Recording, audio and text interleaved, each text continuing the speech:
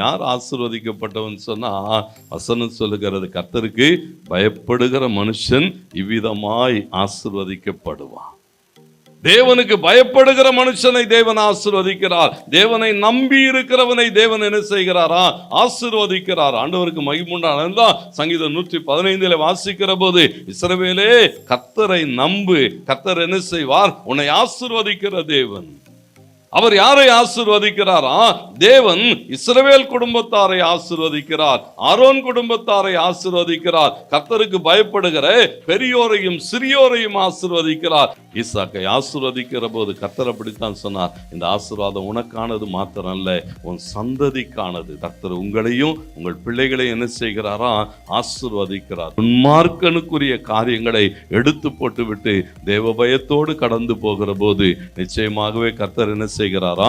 நம்மை ஆசீர்வதிக்கிறார்.